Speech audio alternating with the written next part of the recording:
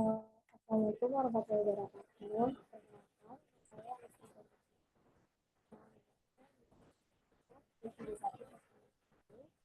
Di sini saya akan menjelaskan tentang masa apa itu masa spektrometri. Masa spektrometri atau MS adalah teknik analisis yang digunakan untuk mengidentifikasi dan mengkarakterisasi senyawa kimia berdasarkan rasio massa terhadap muatan M per Z dari ion-ion yang dihasilkan. Nah, teknik ini bekerja dengan cara mengionisasi molekul, memisahkan ion berdasarkan massa dan muatan, lalu mendeteksi serta menganalisis ion-ion tersebut. Nah, prinsip yang digunakan massa spektrometri ini yaitu bekerja melalui 3 tahapan utama, yaitu ionisasi, pemisahan ion, dan deteksi ion.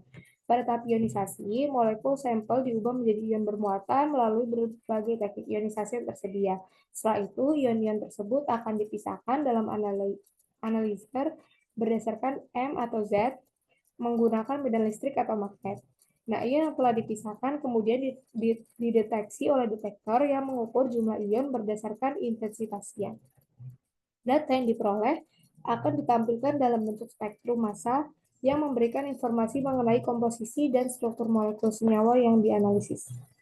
Selanjutnya, komponen yang ada di massa spektrometer terdiri dari beberapa komponen utama, yaitu sumber ionisasi untuk mengubah molekul menjadi ion bermuatan, analyzer massa, yaitu untuk memisahkan ion berdasarkan M per Z, detektor untuk mendeteksi ion yang telah dipisahkan, sistem vakum untuk menjaga tekanan rendah agar ion dapat bergerak tanpa hambatan, serta komputer dan perangkat lunak untuk menganalisis data yang dihasilkan. Selanjutnya, metode ionisasi. Nah, proses ionisasi itu sendiri adalah tahap awal dalam masa spektrometri di mana molekul netral diubah menjadi ion bermuatan agar dapat dianalisis. Nah, beberapa metode ionisasi yang umum digunakan antara lain yaitu electron ionization atau EI yang sering digunakan dalam GCMS untuk menganalisis senyawa volatil dengan cara memecah molekul menjadi fragmen ion. Selanjutnya ada EI sendiri ini yang cocok. Selanjutnya ada electrospray ionization atau ESI yang cocok untuk molekul besar seperti protein dan peptida, bekerja dengan membentuk ion dari larutan sampel dalam medan listrik tinggi.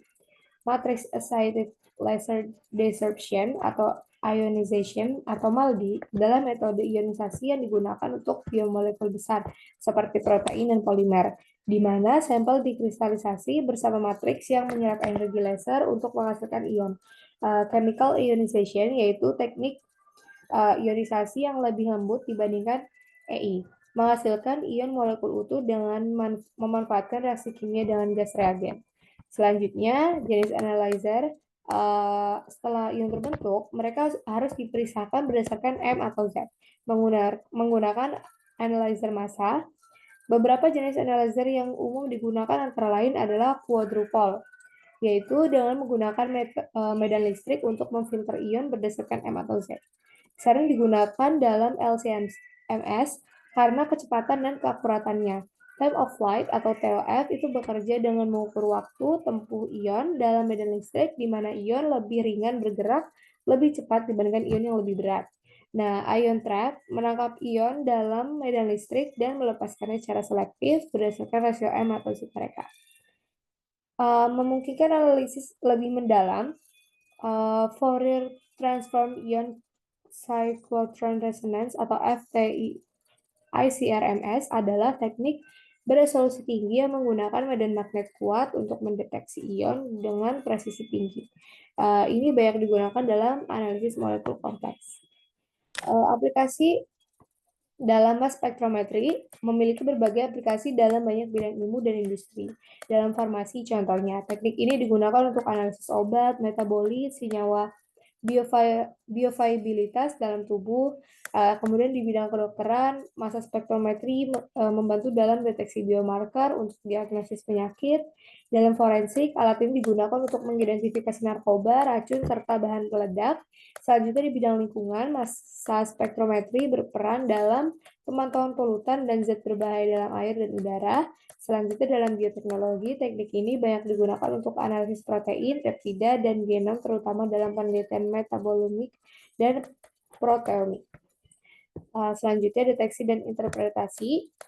Setelah ion dipisahkan oleh analyzer, mereka dideteksi dan ditampilkan dalam bentuk spektrum massa yang menunjukkan berbagai puncak yang mewakili ion-ion dengan MZ tertentu. Nah, puncak molekular atau yang biasa disebut M+, adalah puncak yang menunjukkan massa molekul utama dari senyawa yang dianalisis. Puncak fragmentasi merupakan hasil dari pemecahan molekul selama proses ionisasi, memberikan informasi tambahan tentang struktur molekul. Puncak dasar atau base peak adalah puncak dengan intensitas tertinggi dalam spektrum. Ini gunanya untuk menunjukkan ion yang paling stabil atau yang paling banyak terbentuk dalam analisis. Dengan menganalisis spektrum ini, para ilmuwan ini dapat menentukan komposisi dan struktur dari senyawa yang tidak diketahui.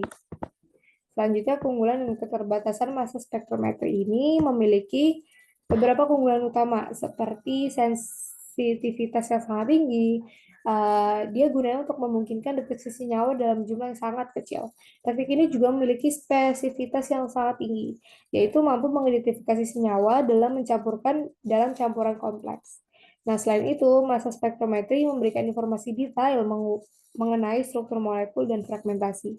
Namun, terdapat juga beberapa keterbatasan, seperti biaya alat yang mahal, serta kebutuhan akan operator yang terlatih untuk menginterpretasikan data dengan benar. Selain itu, tidak semua senyawa dapat dengan mudah diionisasi, sehingga diperlukan teknik tambahan untuk meningkatkan efisiensi analisis. Kesimpulan dari keseluruhan presentasi yang saya sampaikan, yaitu massa spektrometri, yaitu merupakan teknik analisis yang sangat kuat untuk identifikasi dan karakterisasi senyawa berdasarkan rasio massa terhadap muatan MZ dengan berbagai teknik ionisasi, analyzer, dan aplikasi yang luas. MS menjadi alat penting dalam riset ilmiah dan industri modern. Meskipun memiliki beberapa keterbatasan, perkembangan teknologi MS terus meningkat dan membuatnya semakin efisien dan akurat. Sekian yang dapat saya sampaikan. Kurang lebih mohon maaf. Wassalamualaikum warahmatullahi wabarakatuh.